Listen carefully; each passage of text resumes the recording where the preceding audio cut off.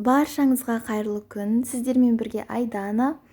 Бүгін жүгеріден ботқа дайындайтын боламыз. Ең алдымен менің YouTube арнамды жоғалтып алмас үшін және де жаңадан шығып жатқан рецепттерді жіберіп алмас үшін әрдайым менімен бірге болыңыздар. Подписация батырмасын басып, арнама тіркеліп алыңыздар. Арнама тіркеліп алған болсаңыздар, ботқамызды дайындауға кірісейік.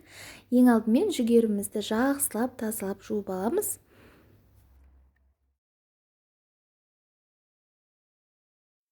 Жүгерімізді пісіретін ыдысымызды отқа қойып, осы ыдысымыздың ішіне алдымен су салып аламыз.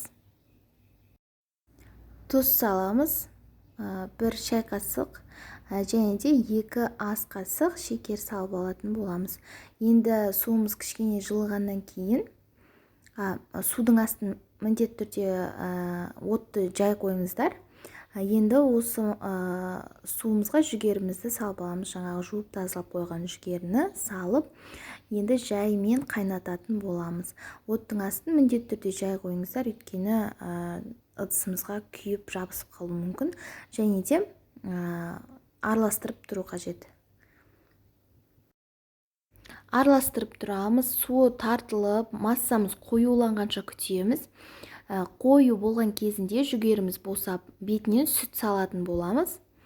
Енді сүтті де дәл осылай біраз уақыт қайнатып тартылғанын күтеміз, және де массамыздың қоюланып жүгеріміз жұмсарғанын күтеміз. Осылай ботқа тәрізді қою болып қалған кезде дайын болды деген сөз. Мінекей, біздің жүгерден ботқамыз дайын болды. Өте пайдалы таңғы ас. Бетіне осылай сармай салып, таңғы асқа ұсынсаңыздар болады. Және де өз қалауларыңыз бойынша шекерін көп қосуға да болады.